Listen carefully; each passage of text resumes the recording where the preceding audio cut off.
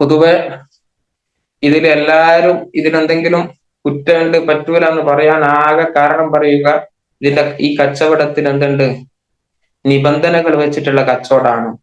അപ്പൊ നിബന്ധനകൾ വെച്ചിട്ടുള്ള കച്ചവടമാകുമ്പോ ഒന്നുകിൽ അത് വിറ്റയാൾക്ക് അല്ലെങ്കിൽ അത് വാങ്ങിയ ആൾക്ക് പല തടസ്സങ്ങളും നേരിടും. അതുകൊണ്ട് തന്നെ കച്ചവടമാകുമ്പോ ഒരാൾക്ക് ഒരു തടസ്സം ഉണ്ടാകരുത്.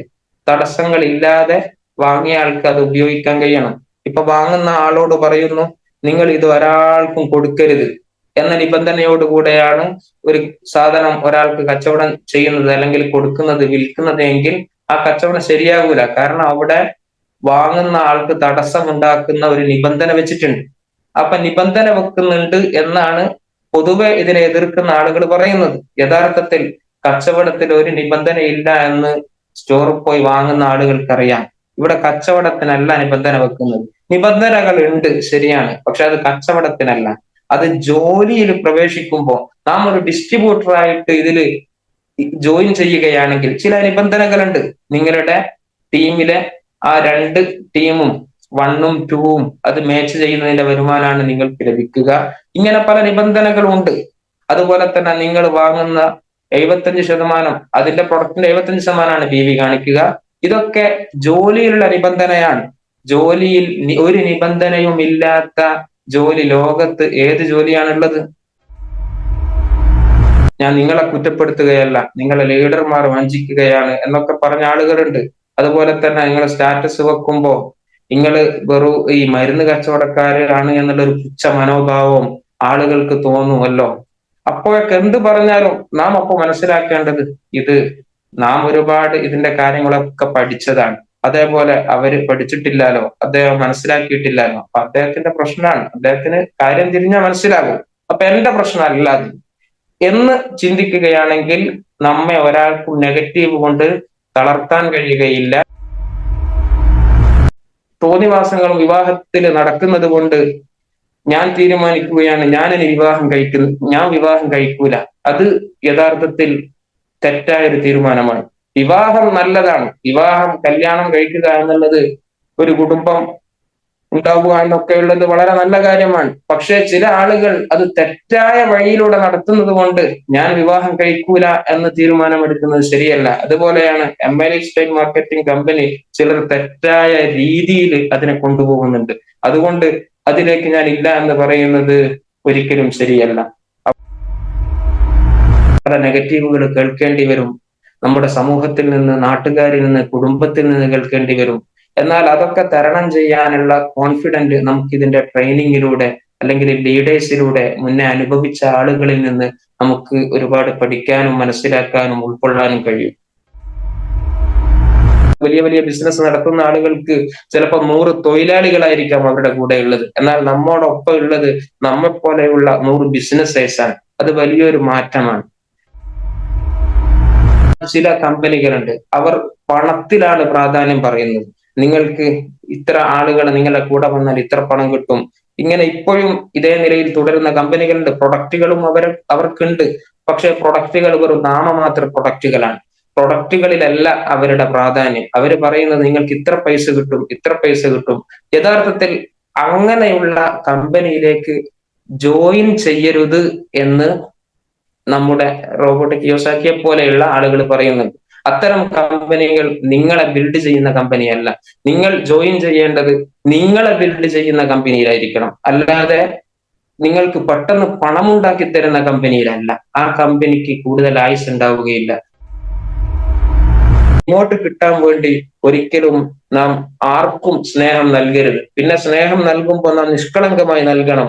നമ്മുടെ ബിസിനസ് മറ്റുള്ളവർക്ക് നൽകുമ്പോൾ നാം നിഷ്കളങ്കരായിട്ടാണ് നൽകേണ്ടത്. അല്ലാതെ എന്റെ ബിസിനസ് വർദ്ധിക്കാൻ വേണ്ടി അല്ലെങ്കിൽ എന്റെ ടീം വളരാൻ വേണ്ടി എന്ന ഒരു ഉദ്ദേശത്തോടു കൂടെ നൽകുമ്പോഴാണ് പലപ്പോഴും ആളുകൾ അത് ഏറ്റെടുക്കാതിരിക്കുമ്പോൾ നമുക്ക് മനപ്രയാസം ഉണ്ടാകുന്നത്. പേര് സയ്യിദ് ഫലാഹിയാണ്, നാദാപുരത്തിനടുത്ത് ആവോലം. എന്റെ ലീഡർ എന്റെ നാട്ടുകാരൻ തന്നെയാണ്, ഇബ്രാഹിം എന്ന് പറയുന്നത്. ഇതാണ് എന്റെ ലീഡർ. എന്റെ ലീഡറുടെ അപ്ലൈൻ ലീഡർ അതുപോലെ തന്നെ പരിചയപ്പെടുത്തിയ ഒക്കെ ഹരികൃഷ്ണ സാറാണ്. വലിയ വലിയ നെഗറ്റീവുകളും പലപ്പോഴും നാം കേൾക്കേണ്ടി വന്നേക്കാം. ചിലപ്പോൾ നമ്മെ വല്ലാതെ ഇകഴ്ത്തിയേക്കാം, നമ്മെ താഴ്ത്തിയേക്കാം. ഒരിക്കലും നാം തീരുമാനിക്കാതെ നമുക്ക് നമ്മെ തളർത്താൻ കഴിയില്ല. ഞാൻ തളരണമെങ്കിൽ എൻ്റെ കൂടി സമ്മതം വേണം. എന്നെ ഈ ലോകത്തെ ഒരാൾക്കും തളർത്താൻ കഴിയൂല എന്റെ സമ്മതം ഇല്ലാതെ. നമുക്കറിയാം, നമ്മുടെ കമ്പനി നെറ്റ്വർക്ക് മാർക്കറ്റിംഗിൽ ഏറ്റവും ശരിയായ ഒരു നെറ്റ്വർക്ക് മാർക്കറ്റിംഗ് കമ്പനി യഥാർത്ഥത്തിൽ എങ്ങനെ വേണം, എങ്ങനെയാവണം, അത് കൃത്യമായി എല്ലാം സമ്മേളിച്ച ഒത്തിണങ്ങിയ ഒരു കമ്പനിയാണ്. ഇത് ഞാൻ പറയുന്നത് പലപ്പോഴും നെറ്റ്വർക്ക് മാർക്കറ്റിനെ കുറിച്ച് അല്ലെങ്കിൽ റഫറൽ മാർക്കറ്റിങ്ങിനെ കുറിച്ച് പൊതുവായിട്ട് പല വീഡിയോസും കാണാറുണ്ട്. യൂട്യൂബിലും ഇനി അല്ലാതെ പുസ്തകങ്ങളിലായിട്ടും. അതിൽ എന്തൊക്കെയാണോ ഒരു നല്ല കമ്പനിക്ക് അവർ പറയുന്ന മാനദണ്ഡങ്ങൾ, അതൊക്കെ കേൾക്കുമ്പോൾ ഇത് നമ്മുടെ കമ്പനിയെ കുറിച്ചാണ് പറയുന്നത് എന്ന് തോന്നിപ്പോകാറുണ്ട്. പൂർണ്ണമായും നമ്മുടെ കമ്പനിയിൽ ഇത് എല്ലാം സമ്മേളിച്ചതായിട്ട് നമുക്ക് കാണാൻ കഴിയും. നമ്മുടെ കമ്പനിയുടെ എംബ്ലം തന്നെ ഇതിന്റെ നെറ്റ്വർക്ക് മാർക്കറ്റിങ്ങിന്റെ വളർച്ചയുടെ ഗ്രാഫാണ്. ഇങ്ങനെ ആദ്യം തുടക്കത്തിൽ ഈ കമ്പനിയിൽ ജോയിൻ ചെയ്ത് അതിന്റെ പ്രൊഡക്റ്റുകൾ ഉപയോഗിച്ചതിന്റെ ഫലം അറിഞ്ഞും മറ്റുള്ളവരുടെ അനുഭവം കേട്ടും തുടക്കത്തിൽ വളരെ ആക്റ്റീവായി ചിലപ്പോൾ ധാരാളം പ്രൊഡക്റ്റുകൾ വാങ്ങി കൊടുക്കുന്നുണ്ടാകും കുടുംബത്തിൽ, അതുപോലെ തന്നെ പരിചയക്കാർക്ക് നൽകുന്നുണ്ടാകും. നല്ല ഒരു വളർച്ച തുടക്കത്തിൽ ഉണ്ടാകും. നമ്മുടെ എംബ്ലം സൂചിപ്പിക്കുന്നത് പോലെ തന്നെ ആ ഒരു കയറ്റമാണ് തുടക്കത്തിൽ ഉണ്ടാവുക. ഇതിന്റെ ഗ്രാഫ്, ഇതിന്റെ വളർച്ചയുടെ ഗ്രാഫ് നമ്മുടെ ആ എംബ്ലമായിട്ട് തന്നെയാണ് പൊതുവായി ഇതിന്റെ നിരീക്ഷകർ, നെറ്റ്വർക്ക് മാർക്കറ്റിങ്ങിനെ കുറിച്ച് ആധികാരികമായി പഠിച്ച ആളുകൾ കാണിക്കുന്നത്. ആ കയറ്റം കയറിയാൽ പിന്നെ ഡ്യൂപ്ലിക്കേഷൻ ആണ് നടക്കുന്നത്. അതായത് നമ്മുടെ കൂടെ വന്ന ആളുകൾ, അവർ നാം എന്താണോ അവരോട് പറഞ്ഞത് അതേപോലെ അവർ മറ്റുള്ളവരോട് പറയാൻ ശ്രമിക്കുന്നു. പലപ്പോഴും അത് ഫലിക്കുന്നുണ്ടാകില്ല. ചിലപ്പോൾ നാം ഈ വന്ന ആളുകളോട് പറഞ്ഞതുപോലെ അവർക്ക് പറയാൻ കഴിയുന്നുണ്ടാകില്ല. നാം അവരോടൊപ്പം കൂടിക്കൊടുത്താലും നിരാശ വന്നേക്കാം. ഇവരുടെ ബിസിനസ്സും ആ സമയത്ത് ചിലപ്പോൾ കുറഞ്ഞേക്കാം. അപ്പോൾ ഒരു ഇറക്കം ഉണ്ടാകും. അപ്പൊ ഫസ്റ്റ് ഘട്ടാണത്. ഒരാള് ഈ ഇത്തരം നെറ്റ്വർക്ക് മാർക്കറ്റിംഗിൽ നിന്ന് മാറിപ്പോകാൻ, അത് ഒഴിവാക്കാനുള്ള കൂടുതൽ ചാൻസ് ഉള്ള ഒരു സമയമാണ് ആദ്യത്തെ ഘട്ടമാണത്, ആ ഇറക്കം. അതായത് നാം പറഞ്ഞ ആളുകൾ അവർ മറ്റുള്ളവരോട് പറയുമ്പോൾ അവർക്ക് പലപ്പോഴും നിരാശ മറ്റുള്ളവരിൽ നിന്ന് കേൾക്കേണ്ടി വരുന്നു. അവർ നമ്മോട് ആ നിരാശ പങ്കുവെക്കുകയും അവരുടെ ബിസിനസ്സും ആ സമയത്ത് ബിസിനസ് കുറയുകയും നമ്മുടെ വരുമാനം കുറയുകയും ഈ ഫസ്റ്റ് ഘട്ടത്തിൽ നല്ല കപ്പാസിറ്റി ഇല്ലാത്ത, അല്ലെങ്കിൽ ഇതിനെ കൂടുതൽ മനസ്സിലാക്കാൻ കഴിയാത്ത ആളുകൾ പലപ്പോഴും അതിൽ നിന്ന് പിന്മാറിപ്പോകും. അപ്പൊ പിന്മാറിപ്പോകുന്ന പ്രധാന ഘട്ടങ്ങളിൽ ആദ്യത്തെ ഘട്ടമാണിത്. നാം മറ്റുള്ളവർക്ക് നൽകി അവർ ഡ്യൂപ്ലിക്കേഷൻ നടത്തുമ്പോൾ നമ്മെപ്പോലെ മറ്റുള്ളവരോടും അവരിലൂടെ ഉള്ള പരിചയക്കാരിലേക്ക് എത്തുമ്പോൾ അവർ വന്ന ആളുകളുടെ ബിസിനസ്സും കുറയുന്നു. അതുപോലെ തന്നെ നിരാശയും വന്ന് പല ആളുകളും ഒഴിവായി പോകുന്ന ഒരു ഘട്ടമാണ്. പിന്നെ ഈ ഡ്യൂപ്ലിക്കേഷൻ നടന്നതിന് ശേഷം കുറച്ചാളുകൾ നാം കൊണ്ടുവന്ന ആളുകളിലൂടെ മറ്റുള്ള അവരുടെ പരിചയക്കാരും വരുമ്പോൾ കുറച്ച് ബിസിനസ്സൊക്കെ കയറുന്ന ഒരു സന്ദർഭമാണ് വീണ്ടും ഉള്ള ഒരു വളർച്ച. ആദ്യം വളർന്നു, പിന്നെ ഒന്ന് കീഴ്പോട്ട് പോയി, വീണ്ടും ഒരു വളർച്ച ഉണ്ടാവുകയാണ് നെറ്റ്വർക്ക് മാർക്കറ്റിംഗ്. ഇത് നമ്മുടെ കമ്പനിയുടെ ഇത് പറയുന്നതല്ല, നെറ്റ്വർക്ക് മാർക്കറ്റിങ്ങിനെ കുറിച്ച് പൊതുവായിട്ട് ആധികാരികമായി ആളുകൾ പഠിപ്പിക്കുന്ന ആ വളർച്ചയുടെ ഗ്രാഫ് ഇങ്ങനെ തന്നെയാണ് സൂചിപ്പിക്കുന്നത്. ആദ്യം കയറി പിന്നെ ഒരു ഇറക്കം, ആ ഇറക്കത്തിലാണ് പലരും പോകുന്നത്. വീണ്ടും ഒരു കയറ്റം കയറും. വീണ്ടും ടീമൊക്കെ സെറ്റാകുന്ന സമയത്ത് പലപ്പോഴും നിരാശ വരും. നമ്മുടെ ടീം കൃത്യമായിട്ട് അവര് കൊണ്ടുപോകാൻ കഴിയുമോ, അവർക്ക് വീണ്ടും ഇത് ഭാവിയിൽ തുടരാൻ കഴിയുമോ എന്നൊക്കെ ആലോചനയിൽ പലപ്പോഴും ബിസിനസ് കുറയുമ്പോൾ അവർക്ക് കൃത്യമായി മറ്റുള്ള ആളുകളിലേക്ക് എത്തിക്കാൻ കഴിയാത്ത അവസ്ഥ വരുമ്പോൾ, അതുപോലെ തന്നെ കൂടുതൽ പ്രൊഡക്റ്റുകൾ വാങ്ങാൻ കഴിയാത്ത അവസ്ഥ വരുമ്പോൾ വീണ്ടും ഒരു ഇറക്കാണ് നമ്മുടെ ആ അമ്പലത്തിലൂടെ സൂചിപ്പിക്കുന്നത്. ആ രണ്ടാമത്തെ ഘട്ടത്തിലാണ് പലരും ഇതിൽ നിന്ന് ഒഴിവായി പോകുന്നത്. ഏത് കമ്പനിയാണെങ്കിലും ഇതിൽ നിന്ന് കൂടുതൽ ആളുകളും ഒഴിവായി പോകുന്നത് ആ രണ്ടാമത്തെ ഘട്ടത്തിലാണ്. ടീം ഏതാണ്ടൊക്കെ ആയിട്ടുണ്ട്, പക്ഷെ ആ ടീമിനെ എനിക്ക് കൊണ്ടുപോകാൻ കഴിയൂല എന്നൊക്കെ ചിന്തിക്കുമ്പോൾ, അല്ലെങ്കിൽ ഇത് തുടരാൻ കഴിയൂല എന്നുള്ള ആലോചന വരുമ്പോൾ പലരും ആ ഘട്ടത്തിലാണ് ഒഴിവായി പോകുന്നത്. എന്നാൽ അതാണ് വളരെ പ്രധാനപ്പെട്ട ഘട്ടം. പലപ്പോഴും നമ്മുടെ ലീഡർമാർ പറയാറുണ്ട്, പരാജയപ്പെടുന്നത് വിജയിക്കുന്നതിന്റെ തലേ ദിവസമാണ്. ആ തലേ ദിവസമാണ് ആ സമയം. നമുക്ക് ടീമുണ്ട്, അത്യാവശ്യം ടീമൊക്കെ ഉണ്ട്, പക്ഷെ എനിക്ക് വേണ്ടത്ര വരുമാനമൊന്നും ലഭിക്കുന്നില്ലല്ലോ. കാരണം നമ്മുടെ അന്തരീക്ഷം, നാം പഠിച്ചതും അതുപോലെ തന്നെ നമ്മുടെ സാഹചര്യം ഒക്കെ തൊഴിലെടുക്കുക, ഏതെങ്കിലും ഒരു ജോലി എടുക്കുക എന്നുള്ളതാണ്. ജോലിക്ക് വേണ്ടിയാണ് പഠിക്കുന്നത്, ജോലിയിലൂടെ ശമ്പളം വാങ്ങാൻ വേണ്ടിയാണ് പഠിക്കുന്നത്. അങ്ങനെ തന്നെയാണ് നമ്മുടെ പ്രൊഫഷണൽ പല കോഴ്സുകളുടെയും പരസ്യം. ഉടനെ ജോലി, ജോലി ലഭിച്ചില്ലെങ്കിൽ തിരികെ പണം, അങ്ങനെയൊക്കെ പലതരത്തിൽ ജോലിയിലേക്കാണ് നമ്മുടെ നാട്, അതുപോലെ തന്നെ നമ്മുടെ അന്തരീക്ഷം, നമ്മുടെ സാഹചര്യം നമ്മെ പ്രൊമോട്ട് ചെയ്യുന്നത്. നമ്മുടെ യൂണിയൻ തന്നെ, എല്ലാ രാഷ്ട്രീയ പാർട്ടികൾക്കും യൂണിയൻ ഉണ്ടല്ലോ. നമ്മുടെ മൈലൈഫിൽ പ്രവർത്തിക്കുന്ന ആളുകളും യൂണിയനിൽ പ്രവർത്തിക്കുന്നുണ്ട്. പക്ഷെ ആ യൂണിയനിന്റെയും പേര് എംപ്ലോയീസ് ആണല്ലോ, എംപ്ലോയി യൂണിയൻ ആണല്ലോ. അപ്പൊ സംരംഭകർക്ക് ഇവിടെ പൊതുവെ അന്തരീക്ഷം അവർക്ക് അനുകൂലമായ ഒരു അന്തരീക്ഷം അല്ല.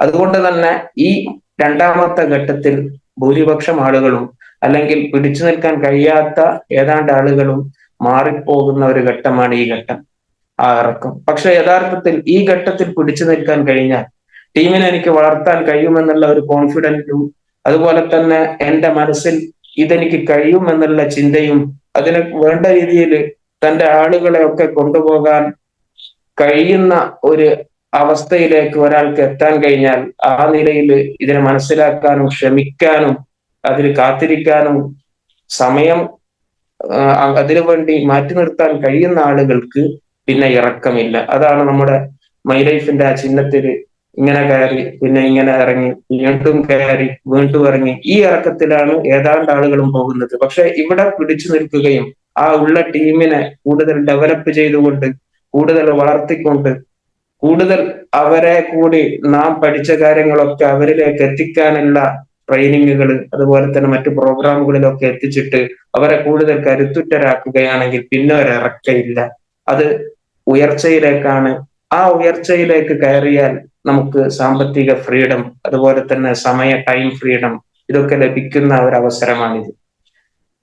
നാം ഇവിടെ ലീഡർമാർക്ക് ഉണ്ടായിരിക്കേണ്ട ചില ക്വാളിറ്റികൾ, അതുപോലെ തന്നെ നമ്മുടെ ഈ ഡെവലപ്പിംഗ് ടൈമിനെ കുറിച്ച് റോബർട്ട് കിയോസാക്കി അടക്കമുള്ള ഇതിനെക്കുറിച്ച് ആധികാരികമായി പറയാൻ കഴിയുന്ന ആളുകളൊക്കെ പറയുന്നത് ഒരു 5 വർഷം എന്നാണ്. ആ 5 വർഷം പലപ്പോഴും പലർക്കും കാത്തിരിക്കാൻ കഴിയാറില്ല. ഈ 5 വർഷത്തില് നാം എങ്ങനെയാണ് നമ്മുടെ ചിന്ത, നമ്മുടെ മനസ്സ് ഏത് നിലയിലാവണം എന്നതിനെ കുറിച്ച് കുറഞ്ഞ വാക്കുകൾ, ആ ഏതാനും ചിന്തകൾ ഞാൻ നിങ്ങൾക്ക് മുമ്പിൽ സമർപ്പിക്കുകയാണ്. ഈ ഡെവലപ്പിംഗ് ടൈം എന്നുള്ളത് വളരെ പ്രധാനപ്പെട്ട ടൈമാണ്. ഇതെല്ലാവർക്കും 5 വർഷമാകണമെന്നില്ല. പക്ഷെ പൊതുവെ ഇതിന്റെ ആധികാരികമായി പറയാൻ കഴിയുന്ന ആളുകളൊക്കെ 5 വർഷമാണ് എന്നാണ് പറയുന്നത്. ഈ 5 വർഷത്തിലൂടെയാണ് യഥാർത്ഥത്തിൽ ഒരു ബിസിനസ് മാനായി മാറുന്നത്. ഈ 5 വർഷക്കാലത്ത് നമ്മിൽ ഉണ്ടാകേണ്ടത് എന്തൊക്കെയാണ് എന്നൊക്കെ കുറഞ്ഞ വാക്കുകളിലൂടെ എല്ലാവർക്കും ഉപകാരപ്പെടുന്ന നിലയിൽ പറയാൻ ഞാൻ ശ്രമിക്കുന്നു. യഥാർത്ഥത്തിൽ നമ്മുടെ ലൈഫിൽ കപ്പാസിറ്റി ഉണ്ടാവുകയാണ് ഈ വർഷം. എല്ലാവർക്കും അത് 5 വർഷം ഉണ്ടാകണമെന്നില്ല, ഒരു ശരാശരിയാണ് പറയുന്നത്. നമ്മുടെ ലൈഫിൽ നല്ലൊരു കപ്പാസിറ്റി, ജീവിതത്തിൽ നല്ലൊരു കപ്പാസിറ്റി അതിലൂടെ ലഭിക്കും. കേവലം പൈസ ഉണ്ടാക്കുക എന്നതിലല്ല ഈ കാലയളവിൽ നാം പ്രാധാന്യം കൊടുക്കേണ്ടത്. നമ്മുടെ പണത്തെക്കാൾ നമുക്ക് വാല്യൂ ഉണ്ടാകേണ്ടത് ഞാൻ എന്നെ രൂപപ്പെടുത്തുക എന്നതിലാണ്. ഞാൻ എന്നെയാണ് ഈ കാലയളവിൽ രൂപപ്പെടുത്തിയെടുക്കുന്നത്. എനിക്ക് കൂടുതൽ കോൺഫിഡന്റ് ഉണ്ടാകുന്നു. അതുപോലെ തന്നെ എത്ര നെഗറ്റീവ് വന്നാലും, അല്ലെങ്കിൽ സമൂഹത്തിൽ വിവിധ തരത്തിലുള്ള ആളുകളാണല്ലോ ഉണ്ടാവുക, എല്ലാവരും വ്യത്യസ്തരാണ്. അവരോടൊക്കെ പെരുമാറാനും അവരിൽ നിന്ന് തിരികെ കേൾക്കേണ്ടി വരുന്ന അവരുടെ മറുപടികൾ, അവരുടെ പ്രതികരണങ്ങൾ, അതിനെയൊക്കെ പെരുമാറാനും അതിന് അങ്ങോട്ട് തിരിച്ച് എങ്ങനെ മറുപടി പറയണമെന്നും ആ നെഗറ്റീവുകളെയൊക്കെ കേൾക്കാനൊക്കെ കഴിയുന്ന ഒരു കപ്പാസിറ്റി, ഇത് നാം നേടിയെടുത്താൽ ഈ 5 വർഷത്തിനുള്ളിൽ നമുക്ക് ആ ഒരു കഴിവ് നേടിയെടുത്താൽ പിന്നെ നമ്മുടെ ഈ ബിസിനസ്സിൽ എന്നല്ല ജീവിതത്തിൽ മുഴുവൻ നമുക്ക് അത് വലിയ ഒരു മാനസികമായും ശാരീരികമായും വലിയൊരു ശക്തിയാണ് നമുക്ക് അതിലൂടെ ലഭിക്കുന്നത്. ജീവിതകാലം മുഴുവൻ നരകിക്കുന്നതിനേക്കാളും എത്രയോ നല്ലതാണ് ഈ ഒരു കപ്പാസിറ്റി ലഭിക്കുക എന്നുള്ളത്. വരുമാനം ഒന്നും ലഭിച്ചില്ലെങ്കിലും ജീവിതത്തിൽ നമുക്ക് ഈ ഒരു കപ്പാസിറ്റി നേടിക്കഴിഞ്ഞാൽ അത് തന്നെയാണ് ഏറ്റവും വലിയ മൂലധനം, ഏറ്റവും വലിയ മൂല്യം അതാണ്. കേവലം പണം ഉണ്ടാക്കൽ മാത്രമല്ല, പണം ലഭിക്കില്ല എന്നല്ല പറയുന്നത്. ഈ തുടക്കത്തിലുള്ള ഈ കാലയളവിൽ നമ്മുടെ മാനസികമായും നമുക്ക് ശാരീരികമായും നമുക്ക് ലഭിക്കുന്ന നമ്മുടെ മാറ്റങ്ങൾ, നമുക്ക് അതിലൂടെ നാം യഥാർത്ഥത്തിൽ ഒരു ശരിയായ മനുഷ്യനാവുകയാണ്. അത്രയും പലതും നാം നേരിടും. ആ സമയത്ത് പല നെഗറ്റീവുകൾ കേൾക്കേണ്ടി വരും. നമ്മുടെ സമൂഹത്തിൽ നിന്ന്, നാട്ടുകാരിൽ നിന്ന്, കുടുംബത്തിൽ നിന്ന് കേൾക്കേണ്ടി വരും. എന്നാൽ അതൊക്കെ തരണം ചെയ്യാനുള്ള കോൺഫിഡന്റ് നമുക്ക് ഇതിന്റെ ട്രെയിനിങ്ങിലൂടെ അല്ലെങ്കിൽ ലീഡേഴ്സിലൂടെ മുന്നേ അനുഭവിച്ച ആളുകളിൽ നിന്ന് നമുക്ക് ഒരുപാട് പഠിക്കാനും മനസ്സിലാക്കാനും ഉൾക്കൊള്ളാനും കഴിയും. ഇത് ഒരു മനുഷ്യനെ മനുഷ്യനാക്കുന്ന പീരീഡാണ്. ജീവിതത്തിൽ കപ്പാസിറ്റി ഉണ്ടാക്കുന്ന ഒരു പീരീഡാണ്. അപ്പോ ഈ പീരീഡിലാണ് പലപ്പോഴും എന്താകുന്നത്, പലരും ഇറങ്ങിപ്പോകുന്നത്. പക്ഷെ ആ ഇറങ്ങിപ്പോകുന്ന സമയത്ത് നാം മനസ്സിലാക്കേണ്ടത്, ചിന്തിക്കേണ്ടത്, ഞാൻ തുടക്കത്തിലുള്ള അവസ്ഥ അല്ല ഇപ്പൊ. എനിക്ക് ധാരാളം എക്സ്പീരിയൻസ് ഇപ്പൊ ലഭിച്ചിട്ടുണ്ട്.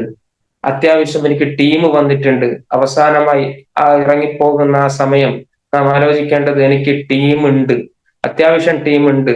ഇതുവരെ ഞാൻ വെറുതെ അല്ല സമയം ചെലവാക്കിയത്, എനിക്ക് ഇതിലൂടെ ഒരുപാട് എക്സ്പീരിയൻസ് ലഭിച്ചിട്ടുണ്ട്. അങ്ങനെ ഒരു ടീമായി മാറിയാൽ കേവലം 500 ആളുകളാണെങ്കിൽ ആ 500 തൊഴിലാളികളെ കൊണ്ടല്ല നാം നമ്മുടെ സംരംഭം മുന്നോട്ട് പോകുന്നത്. അത് വലിയൊരു വ്യത്യാസമാണ്. 500 തൊഴിലാളികളല്ല നമ്മുടെ കൂടെ ഉള്ളത്, 500 ബിസിനസ്സേഴ്സ് ആണ്. ഒരു ഉദാഹരണം സംഖ്യ പറഞ്ഞു എന്ന് മാത്രം.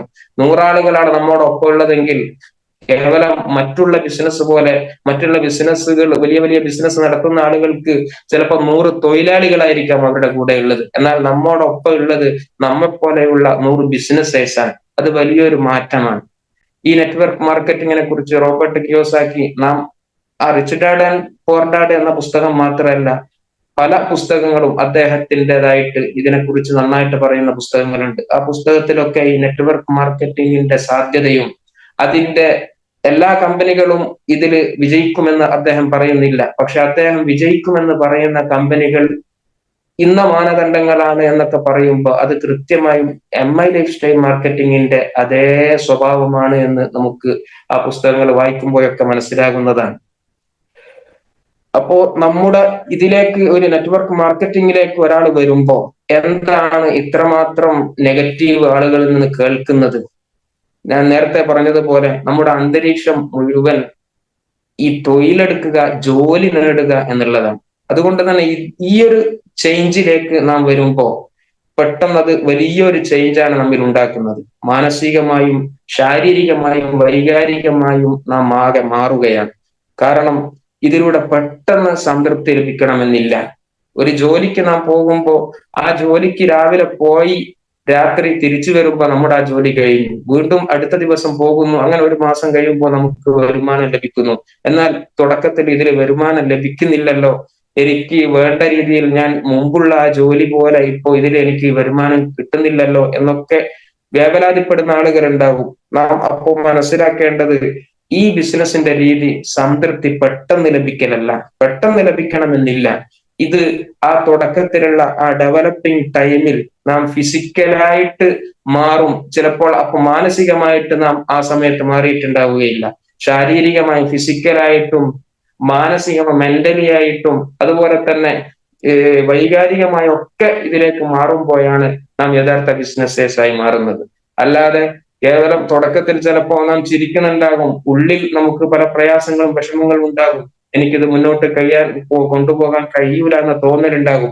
അപ്പോഴും നാം ചിലപ്പോൾ പുഞ്ചിരിക്കും, ആളുകളോട് സംസാരിക്കും, പ്ലാൻ പറയും. എന്നാൽ യഥാർത്ഥത്തിൽ നാം അപ്പോഴും മാറിയിട്ടില്ല. കാരണം നമ്മുടെ മനസ്സും നമ്മുടെ ശരീരവും നമ്മുടെ വൈകാരിക ചിന്തകളൊക്കെ ഇതിലേക്ക് മാറാൻ അല്പം പ്രയാസപ്പെടും. എല്ലാവർക്കും പ്രയാസം ഉണ്ടാകും എന്നതിൽ ഇതിലർത്ഥമില്ല. പൊതുവെ ശരാശരി ആളുകൾക്ക് നമ്മുടെ അന്തരീക്ഷവും നമ്മുടെ സാഹചര്യവും നമ്മുടെ സമൂഹവും ഒക്കെ ഇത് ചിന്തിക്കാത്ത, അല്ലെങ്കിൽ ജോലി എന്നുള്ള നില കാഴ്ചപ്പാടുള്ള ആളുകൾ നാം പഠിക്കുന്നതും നമ്മെ പഠിപ്പിക്കുന്നതും ഒക്കെ അതാണ്.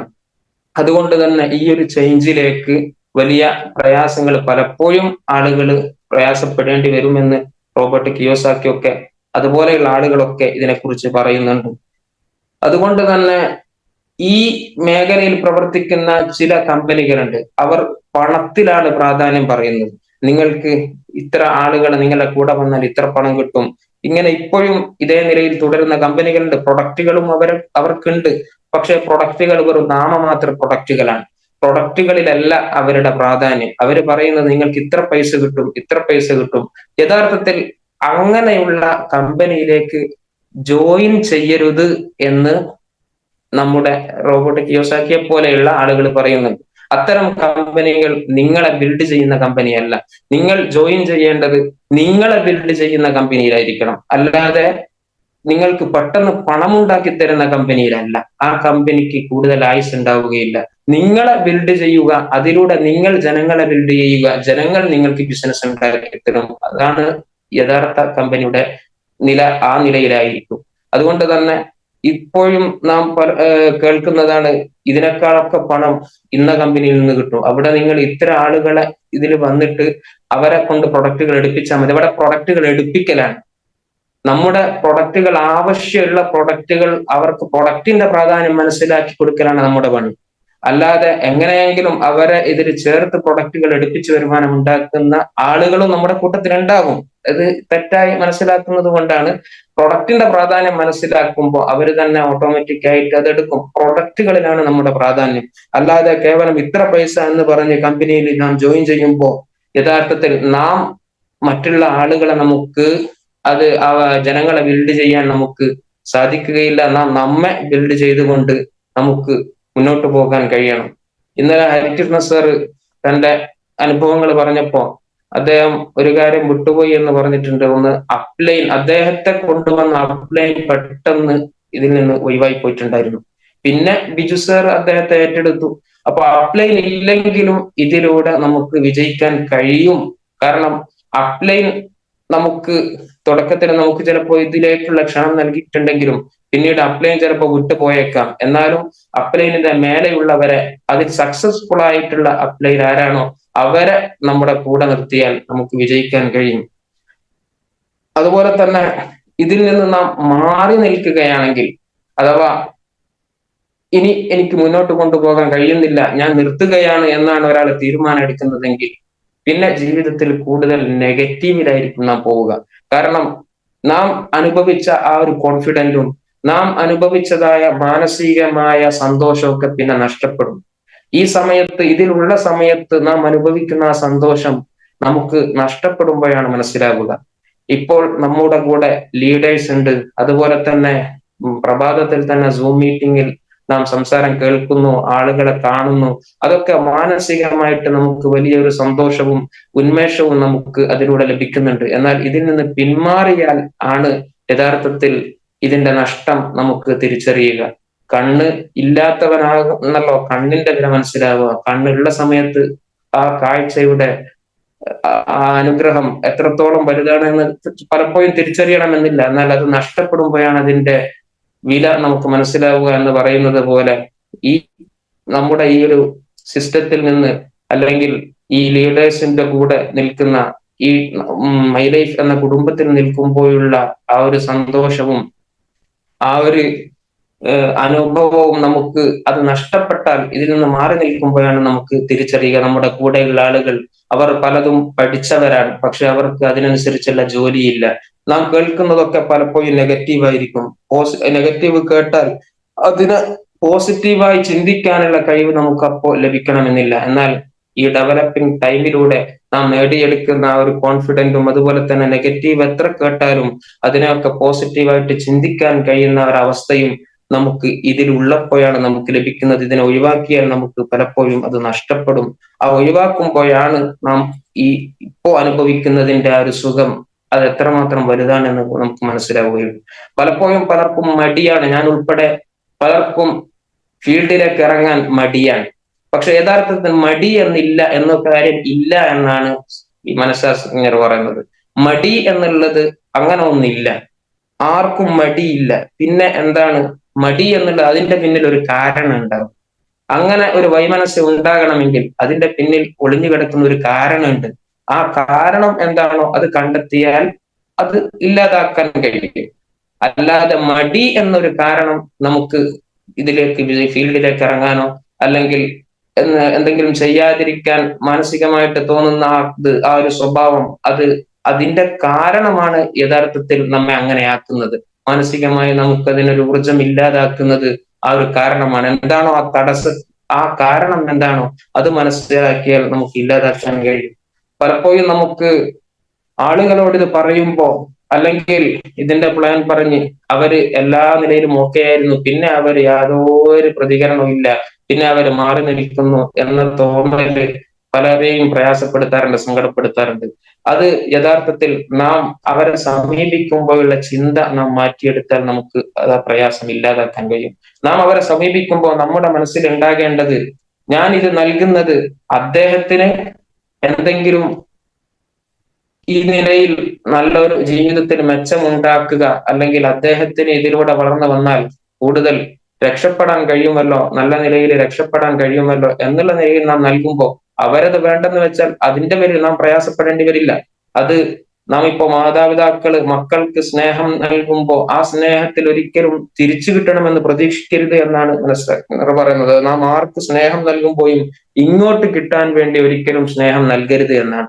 അതേപോലെ തന്നെയാണ് നാം ഒരാൾക്ക് ഇതിന്റെ പ്ലാന് പറഞ്ഞു കൊടുക്കുന്നു. നമ്മുടെ ഉദ്ദേശം എനിക്ക് നല്ല വരുമാനം ഉണ്ടാകണം, അല്ലെങ്കിൽ എന്റെ ബിസിനസ് വർദ്ധിക്കണം, എന്റെ ടീം ഉഷാറാകണം എന്നുള്ള നിലയിലാണ് നാം ഒരാളെ സമീപിക്കുന്നത്.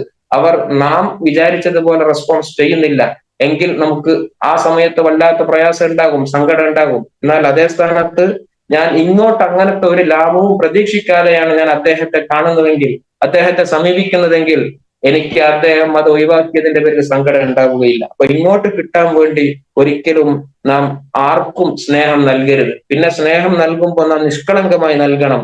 നമ്മുടെ ബിസിനസ് മറ്റുള്ളവർക്ക് നൽകുമ്പോൾ നാം നിഷ്കളങ്കരായിട്ടാണ് നൽകേണ്ടത്. അല്ലാതെ എന്റെ ബിസിനസ് വർദ്ധിക്കാൻ വേണ്ടി അല്ലെങ്കിൽ എന്റെ ടീം വളരാൻ വേണ്ടി എന്ന ഒരു ഉദ്ദേശത്തോടു കൂടെ നൽകുമ്പോഴാണ് പലപ്പോഴും ആളുകൾ അത് ഏറ്റെടുക്കാതിരിക്കുമ്പോൾ നമുക്ക് മനപ്രയാസം ഉണ്ടാകുന്നത്. അതിന് പകരം നാം അങ്ങോട്ട് അവരെ സമീപിക്കുന്നത് അവർക്ക് ഇതിലൂടെ വരുമാനം ഉണ്ടാകട്ടെ, അല്ലെങ്കിൽ നല്ലൊരു മാർഗത്തിൽ അവരും എത്തട്ടെ, അവർക്കും ജീവിതത്തിൽ നല്ല ഒരു പോസിറ്റീവായിട്ടുള്ള ചിന്തകൾ വളരട്ടെ എന്നുള്ള നിലയിലാണ്. നമ്മിലേക്ക് എന്തെങ്കിലും ലാഭം നാം ഉദ്ദേശിക്കാതെ ഇങ്ങോട്ട് എന്തെങ്കിലും കിട്ടണമെന്നുള്ള ഉദ്ദേശം ഇല്ലാതെയാണ് നാം ആളുകളെ സമീപിക്കുന്നതെങ്കിൽ അവര് ഇത് ഏറ്റെടുത്തില്ലെങ്കിലും നമുക്ക് അതിന്റെ പേരിൽ മാനസികമായി പ്രയാസം ഉണ്ടാവുകയില്ല, സങ്കടപ്പെടേണ്ടതില്ല. ഈ കമ്പനിയിൽ തന്നെ ചില ലീഡർമാരുണ്ട്, അവർ കേവലം ഇങ്ങോട്ട് കിട്ടണം എന്ന് മാത്രം ഉദ്ദേശിച്ചുകൊണ്ടാണ് പ്രവർത്തിക്കുന്നത്. ഞാൻ ഇങ്ങനെ മൊത്തത്തിൽ കുറ്റപ്പെടുത്തുകയല്ല, എന്നാലും നാം ഇത് മനസ്സിലാക്കണം. ചില ആളുകൾ അവർ ഇങ്ങോട്ട് ലഭിക്കുന്ന റാങ്ക് ചേഞ്ച് ആകുന്നതിനെ കുറിച്ച്, അല്ലെങ്കിൽ സീലിംഗ് അച്ചീവർ ആകുന്നതിനെ കുറിച്ച്, അതുപോലെ തന്നെ അവരുടെ വരുമാനം കൂട്ടുന്നതിനെ കുറിച്ചാണ് അവർ ചിന്തിക്കുന്നത്. അതിനുവേണ്ടിയാണ് അവർ ആളുകളെ കാണുന്നത്. അതിനുവേണ്ടി അവർ ലക്ഷങ്ങളുടെ പർച്ചേസ് എടുപ്പിക്കും തുടക്കക്കാരെ തന്നെ. യഥാർത്ഥത്തിൽ അതൊരിക്കലും ഒരു സ്ഥിരമായിട്ട് വരുമാനം ലഭിക്കുന്ന മാർഗമല്ല. കേവലം അവർക്ക് റാങ്കുകൾ ചേഞ്ച് വന്നേക്കാം, അവർ സീലിംഗ് അടിച്ചേക്കാം, പക്ഷെ അത് മാത്രമേ അവർക്ക് ഉണ്ടാകൂ. തുടർച്ച അവർക്ക് ലഭിക്കുകയില്ല. ആ വന്ന ആളുകളൊന്നും അവരുടെ ടീമിൽ ഉണ്ടാവുകയില്ല. അവരുടെ ടീം ശൂന്യമായിരിക്കും. അവർ വലിയ റാങ്ക് അച്ചീവർ ആയിരിക്കാം, പക്ഷെ ടീം ഉണ്ടാവുകയില്ല. ഇത് നമുക്ക് വലിയ റാങ്കിൽ എത്തിയിട്ട് തന്നെ MI ലൈഫ് നിർത്തിപ്പോകുന്ന ആളുകൾ ഇത്തരം കാരണം കൊണ്ടാണ് ഉണ്ടാകുന്നത്. റാങ്കുകൾ ചേഞ്ച് ചെയ്യാൻ വേണ്ടി അവര് പല പ്രവർത്തനങ്ങളും ചെയ്തിട്ടുണ്ടാകും. അങ്ങനെ പലർക്കും ചെയ്യാൻ കഴിയും. നല്ല മോട്ടിവേഷൻ നൽകിയിട്ട്, അല്ലെങ്കിൽ അതുപോലെയുള്ള ഏതെങ്കിലും പ്രോഗ്രാമിൽ ഇരിപ്പിച്ചിട്ട് അവിടുന്ന് തന്നെ പറയിപ്പിക്കുക, 2 ലക്ഷത്തിന്റെ സാധനം എടുപ്പിക്കുക. ആരെ കൊണ്ടാണ് ഇത് പറയിപ്പിക്കുന്നത്? ഇതിനെക്കുറിച്ച് ABCD അറിയാത്ത ആളുകളെ കൊണ്ടാണ് ഇത് പറയിപ്പിക്കുന്നത്. 2 ലക്ഷത്തിന്റെ സാധനം എടുപ്പിക്കുന്നു, അങ്ങനെ പിന്നെ അതിലൂടെ ഇദ്ദേഹത്തിന് ബീവികൾ കയറുകയാണ്. ഈ സാധനം ഞാൻ എന്ത് ചെയ്യണം എന്നറിയാതെ അദ്ദേഹം വളരെ കഷ്ടപ്പെടുകയാണ്. Mi life സ്റ്റൈലിനെ കുറ്റപ്പെടുത്തുകയാണ്. ഇത് നമ്മുടെ രീതിയല്ല. ഇതിലൂടെ അങ്ങനെ വളർന്നു വന്ന ലീഡർമാർക്കും ഒരു കാര്യവുമില്ല. കാരണം അവരുടെ റാങ്കുകൾ വന്നത് കൊണ്ട് മാത്രം ഒരു കാര്യം ഉണ്ടാകുന്നില്ല. പിന്നെ അവർക്ക് ടീമില്ലെങ്കിൽ പിന്നെ എങ്ങനെയാണ് അവർക്ക് വരുമാനം തുടർച്ചയായി ലഭിക്കുക?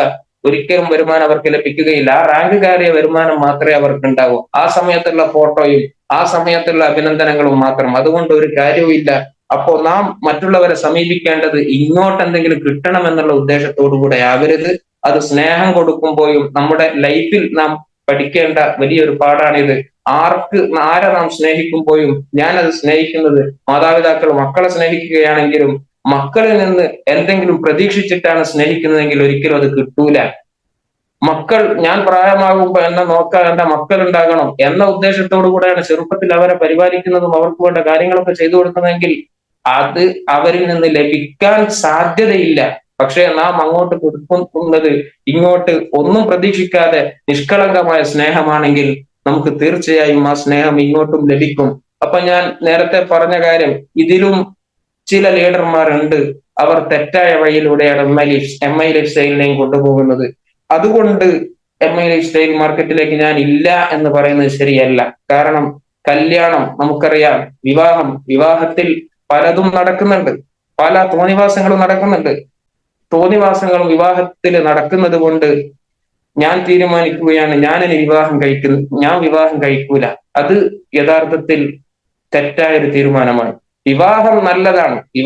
കല്യാണം കഴിക്കുക എന്നുള്ളത്, ഒരു കുടുംബം ഉണ്ടാവുക എന്നൊക്കെ ഉള്ളത് വളരെ നല്ല കാര്യമാണ്. പക്ഷെ ചില ആളുകൾ അത് തെറ്റായ വഴിയിലൂടെ നടത്തുന്നത് കൊണ്ട് ഞാൻ വിവാഹം കഴിക്കൂല എന്ന് തീരുമാനമെടുക്കുന്നത് ശരിയല്ല. അതുപോലെയാണ് M I life style marketing company ചിലർ തെറ്റായ രീതിയിൽ അതിനെ കൊണ്ടുപോകുന്നുണ്ട്.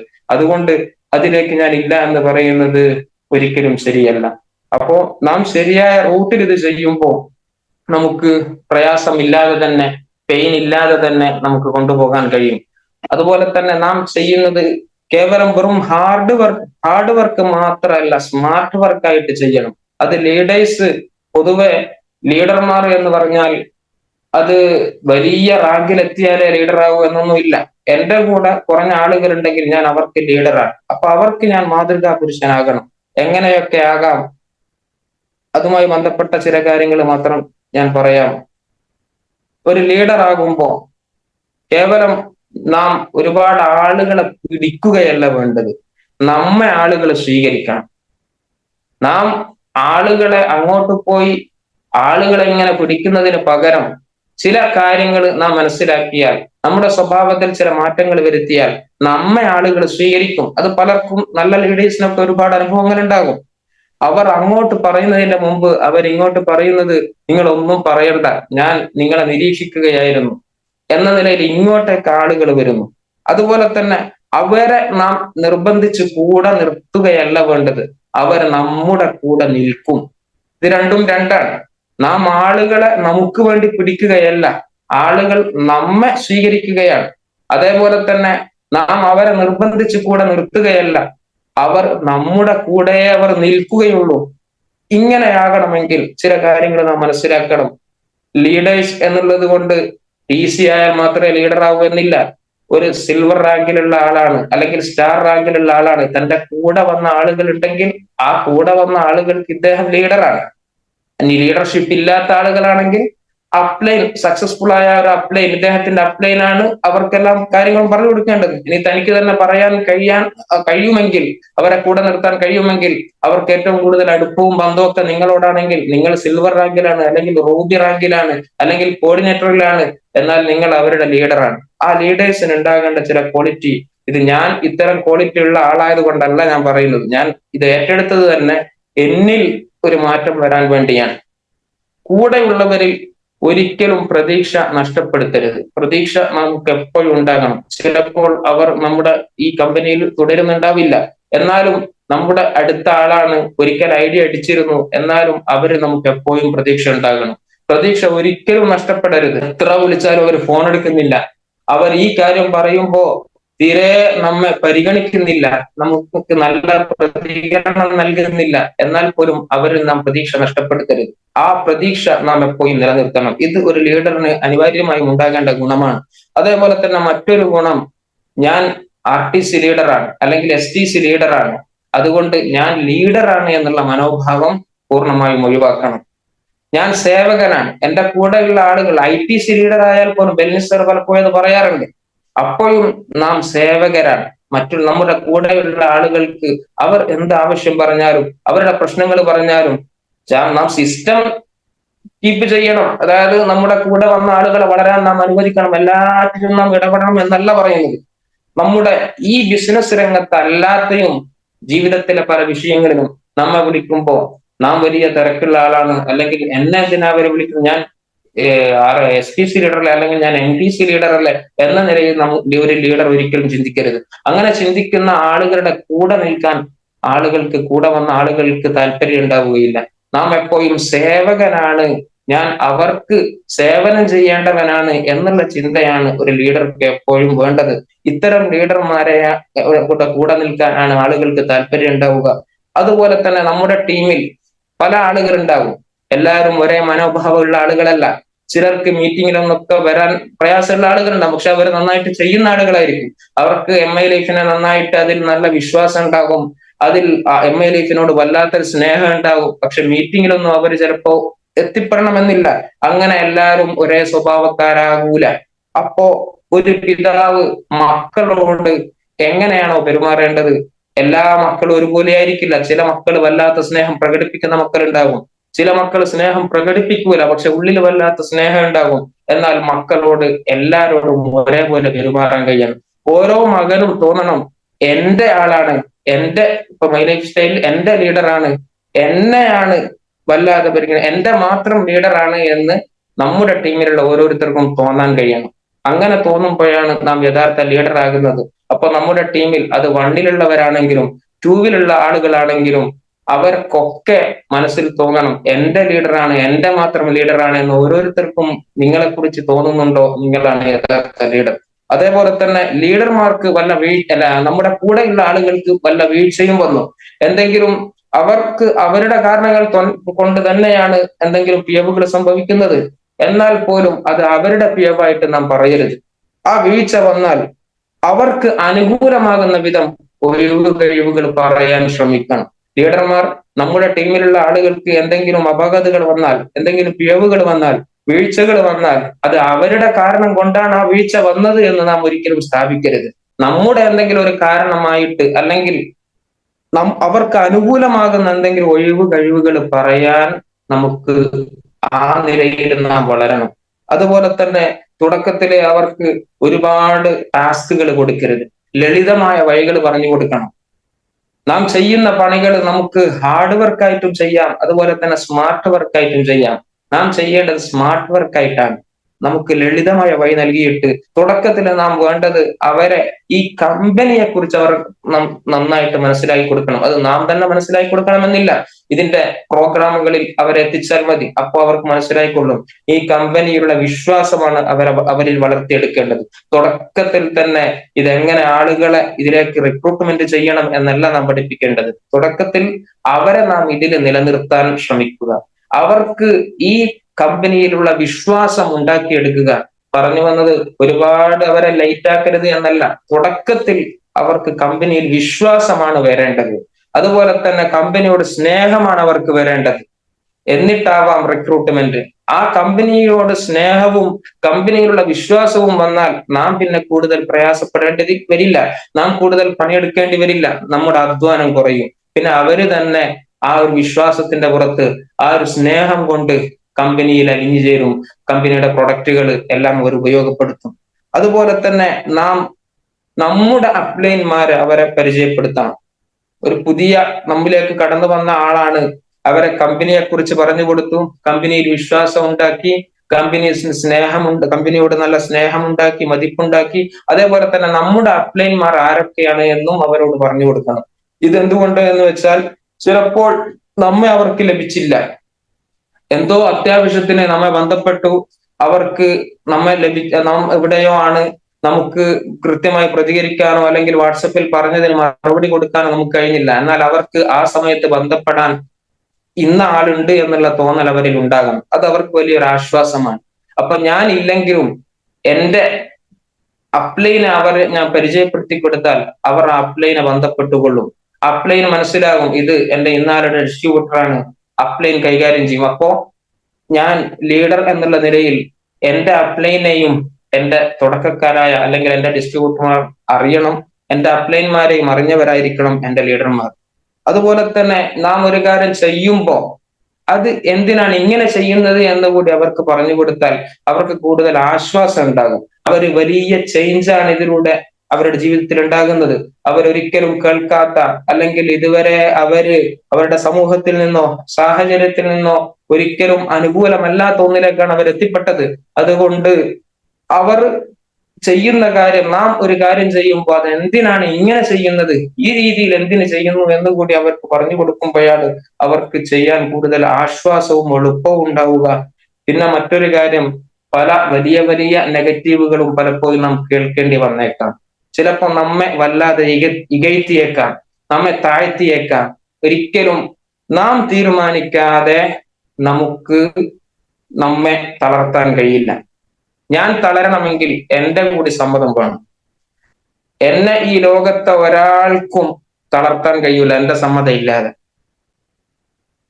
അഥവാ എന്നെ ഒരാൾ വല്ലാതെ കുറ്റപ്പെടുത്തി, അപ്പോൾ ഞാൻ ചിന്തിക്കുകയാണ് അത് അദ്ദേഹത്തിന് മനസ്സിലാകാത്തത് കൊണ്ടാണ്, അല്ലെങ്കിൽ അത് അദ്ദേഹത്തിന്റെ പ്രശ്നമാണ്, അദ്ദേഹം ഇതിനെക്കുറിച്ച് അറിയാത്തത് കൊണ്ടാണ് എന്നാണ് ഞാൻ ചിന്തിക്കുന്നതെങ്കിൽ എനിക്ക് അത് ഒരു തരത്തിലും എന്നെ ബാധിക്കുകയില്ല, എനിക്കത് ഫീൽ ചെയ്യുകയില്ല. കാരണം ഞാൻ മനസ്സിലാക്കുന്നത് അത് എന്റെ പ്രശ്നമല്ല, ഞാൻ ശരിയാണ് പറഞ്ഞു കൊടുത്തത്, പക്ഷെ അദ്ദേഹം ചിന്തിക്കുന്നത് അദ്ദേഹം മനസ്സിലാക്കിയത് രൂപത്തിലാണ്, അദ്ദേഹം മനസ്സിലാക്കിയത് തെറ്റാണ്, അപ്പൊ അദ്ദേഹത്തിന്റെ പ്രശ്നമാണ് അത് എന്ന് എന്നെ കുറ്റപ്പെടുത്തിയ ആളുകളെ കുറിച്ച് എനിക്ക് ചിന്തിക്കാൻ കഴിഞ്ഞാൽ, അങ്ങനെ വിലയിരുത്താൻ കഴിഞ്ഞാൽ ഞാൻ ഒരിക്കലും തളരൂല. അപ്പൊ എന്റെ സമ്മതമില്ലാതെ, എന്റെ അനുവാദമില്ലാതെ എനിക്ക് തളർത്താൻ കഴിയില്ല, മറ്റൊരാൾക്കും തളർത്താൻ കഴിയില്ല. എന്നെ തളർത്താൻ കഴിയുന്നത് എനിക്ക് മാത്രമാണ്. നമ്മെ പലപ്പോഴും ഫീൽഡിൽ ഇറങ്ങുമ്പോൾ കുറ്റപ്പെടുത്താം, നിങ്ങളൊക്കെ പണി എടുത്താൽ ഇത് നിഷ്കളങ്കരായ ആളുകളെ വലിയ ലീഡർമാർ എന്താകുകയാണ്, വഞ്ചിക്കുകയാണ് എന്നൊക്കെ പറഞ്ഞ ആളുകളുണ്ട്. ഞാൻ നിങ്ങളെ കുറ്റപ്പെടുത്തുകയല്ല, നിങ്ങളെ ലീഡർമാർ വഞ്ചിക്കുകയാണ് എന്നൊക്കെ പറഞ്ഞ ആളുകളുണ്ട്. അതുപോലെ തന്നെ നിങ്ങൾ സ്റ്റാറ്റസ് വെക്കുമ്പോ നിങ്ങൾ ഈ മരുന്ന് കച്ചവടക്കാരാണ് എന്നുള്ള ഒരു പുച്ഛ മനോഭാവം ആളുകൾക്ക് തോന്നുമല്ലോ. അപ്പോഴൊക്കെ എന്ത് പറഞ്ഞാലും നാം അപ്പൊ മനസ്സിലാക്കേണ്ടത് ഇത് നാം ഒരുപാട് ഇതിന്റെ കാര്യങ്ങളൊക്കെ പഠിച്ചതാണ്, അതേപോലെ അവര് പഠിച്ചിട്ടില്ലാലോ, അദ്ദേഹം മനസ്സിലാക്കിയിട്ടില്ലാലോ, അപ്പൊ അദ്ദേഹത്തിന്റെ പ്രശ്നമാണ്, അദ്ദേഹത്തിന് കാര്യം തിരിഞ്ഞാൽ മനസ്സിലാകും, അപ്പൊ എന്റെ പ്രശ്നമല്ല അത് എന്ന് ചിന്തിക്കുകയാണെങ്കിൽ നമ്മെ ഒരാൾക്കും നെഗറ്റീവ് കൊണ്ട് തളർത്താൻ കഴിയുകയില്ല. പിന്നെ മതപരമായ കാര്യം ഒന്ന് കൂടി സൂചിപ്പിക്കാം. പൊതുവെ എല്ലാവരും ഇതിനെന്തെങ്കിലും കുറ്റമുണ്ട് പറ്റൂല എന്ന് പറയാൻ ആകെ കാരണം പറയുക, ഈ കച്ചവടത്തിൽ എന്തുണ്ട്, നിബന്ധനകൾ വെച്ചിട്ടുള്ള കച്ചവടമാണ്. അപ്പൊ നിബന്ധനകൾ വെച്ചിട്ടുള്ള കച്ചവടമാകുമ്പോ ഒന്നുകിൽ അത് വിറ്റയാൾക്ക് അല്ലെങ്കിൽ അത് വാങ്ങിയ ആൾക്ക് പല തടസ്സങ്ങളും നേരിടും. അതുകൊണ്ട് തന്നെ കച്ചവടമാകുമ്പോ ഒരാൾക്ക് ഒരു തടസ്സം ഉണ്ടാകരുത്. തടസ്സങ്ങൾ ഇല്ലാതെ വാങ്ങിയ ആൾക്ക് അത് ഉപയോഗിക്കാൻ കഴിയണം. ഇപ്പൊ വാങ്ങുന്ന ആളോട് പറയുന്നു നിങ്ങൾ ഇത് ഒരാൾക്കും കൊടുക്കരുത് എന്ന നിബന്ധനയോടുകൂടെയാണ് ഒരു സാധനം ഒരാൾക്ക് കച്ചവടം ചെയ്യുന്നത് അല്ലെങ്കിൽ കൊടുക്കുന്നത്, വിൽക്കുന്നത് എങ്കിൽ ആ കച്ചവടം ശരിയാകൂല. കാരണം അവിടെ വാങ്ങുന്ന ആൾക്ക് തടസ്സം ഉണ്ടാക്കുന്ന ഒരു നിബന്ധന വെച്ചിട്ടുണ്ട്. അപ്പൊ നിബന്ധന വെക്കുന്നുണ്ട് എന്നാണ് പൊതുവെ ഇതിനെ എതിർക്കുന്ന ആളുകൾ പറയുന്നത്. യഥാർത്ഥത്തിൽ കച്ചവടത്തിൽ ഒരു നിബന്ധന ഇല്ല എന്ന് സ്റ്റോറിൽ പോയി വാങ്ങുന്ന ആളുകൾക്കറിയാം. ഇവിടെ കച്ചവടത്തിനല്ല നിബന്ധന വെക്കുന്നത്. നിബന്ധനകൾ ഉണ്ട്, ശരിയാണ്, പക്ഷെ അത് കച്ചവടത്തിനല്ല. അത് ജോലിയിൽ പ്രവേശിക്കുമ്പോൾ നാം ഒരു ഡിസ്ട്രിബ്യൂട്ടറായിട്ട് ഇതിൽ ജോയിൻ ചെയ്യുകയാണെങ്കിൽ ചില നിബന്ധനകളുണ്ട്. നിങ്ങളുടെ ടീമിലെ ആ 2 ടീമും 1ഉം 2ഉം അത് മാച്ച് ചെയ്യുന്നതിന്റെ വരുമാനമാണ് നിങ്ങൾക്ക് ലഭിക്കുക. ഇങ്ങനെ പല നിബന്ധനകളും ഉണ്ട്. അതുപോലെ തന്നെ നിങ്ങൾ വാങ്ങുന്ന 75%, അതിന്റെ പ്രൊഡക്റ്റിന്റെ 75%ആണ് PV കാണിക്കുക. ഇതൊക്കെ ജോലിയിലുള്ള നിബന്ധനയാണ്. ജോലിയിൽ ഒരു നിബന്ധനയും ഇല്ലാത്ത ജോലി ലോകത്ത് ഏത് ജോലിയാണുള്ളത്? അങ്ങനെ ഏതെങ്കിലും ഒരു ജോലി അല്ലെങ്കിൽ ഏതെങ്കിലും ഒരു സംരംഭം ഉണ്ടോ? ഉദാഹരണത്തിന് ഞാനൊരു ഉസ്താദാണ് എന്നുള്ള നിലയിൽ ഞാൻ പറയുകയാണ്, മദ്രസയിൽ പഠിപ്പിക്കുകയാണ്. അപ്പൊ മദ്രസയിൽ പഠിപ്പിക്കുമ്പോ അവിടുത്തെ കമ്മിറ്റി എന്നോട് പറയുന്നത്, നിങ്ങൾക്ക് ഏത് സമയമാണോ തോന്നുന്നത് ആ തോന്നുന്ന സമയത്ത് നിങ്ങൾ വന്നു. നിങ്ങൾക്ക് പഠിപ്പിക്കണമെങ്കിൽ പഠിപ്പിക്കാം, പഠിപ്പിക്കണ്ടെങ്കിൽ പഠിപ്പിക്കാം. തോന്നുന്ന സമയത്ത് നിങ്ങൾക്ക് പോകാം, ഒരു നിബന്ധനയും ഇല്ല. ഇങ്ങനെ ജോലി ഉണ്ടാകുമോ? ഇങ്ങനെ ഏതെങ്കിലും സംരംഭം ഉണ്ടാകുമോ? ഒരു ജോലിയാണെങ്കിൽ അതിന് നിബന്ധനകൾ ഉണ്ടാകും, എന്നാലേ അത് ജോലിയാവൂ. ഇപ്പൊ മദ്രസയാണെങ്കിൽ മദ്രസയിൽ പോകും, ഇന്ന സമയത്ത് എത്തണം, ഇന്ന സമയത്താണ് ക്ലാസ്. അപ്പൊ ക്ലാസ് കുട്ടികളെ അവർക്ക് ക്ലാസ് നൽകണം. അപ്പൊ ഇതൊക്കെ നിബന്ധനകൾ. ഇത്തരം നിബന്ധനകളല്ലാതെ കച്ചവടത്തിൽ നമുക്ക് പ്രത്യേകമായ ഒരു നിബന്ധനയും ഇല്ല. അപ്പൊ ജോലിയിലാണെങ്കിൽ അങ്ങനെ നിബന്ധന വെക്കുന്നത് അനിവാര്യമാണ്, ജോലിയുടെ ഭാഗമാണ്. അപ്പൊ ഇത് തെറ്റിദ്ധാരണ മാത്രമാണ്. കാര്യങ്ങൾ യഥാർത്ഥത്തിൽ മനസ്സിലാക്കാൻ കഴിഞ്ഞാൽ നമ്മുടെ ഇതുപോലെയുള്ള ഒരു ബിസിനസ് മറ്റൊന്നില്ല. ഞാൻ എടുത്തു പറയുകയാണ് ഒന്നുകൂടി. തുടക്കത്തിൽ ഈ ഡെവലപ്പിംഗ് ടൈം, ആ ഡെവലപ്പിംഗ് ടൈമിലാണ് പലരും പിന്തിരിയുന്നത്. ഈ ഡെവലപ്പിംഗ് ടൈം യഥാർത്ഥത്തിൽ നമ്മുടെ ലൈഫിൽ, നമ്മുടെ ജീവിതത്തിൽ നമുക്ക് വലിയ കപ്പാസിറ്റി നൽകുന്ന ടൈമാണ്. നമുക്ക് ആത്മവിശ്വാസം ഉണ്ടാകുന്നു, നമുക്ക് ആളുകളോട് പെരുമാറാൻ, ഏത് തരത്തിലുള്ള ആളുകളോട് പെരുമാറാനുള്ള കഴിവ് നമുക്ക് ലഭിക്കുന്നു. ജീവിതകാലം മുഴുവൻ നരകിക്കുന്നതിനേക്കാളും നല്ലത് ജീവിതത്തിൽ ഇത്തരം ഒരു കപ്പാസിറ്റി നേടലാണ്.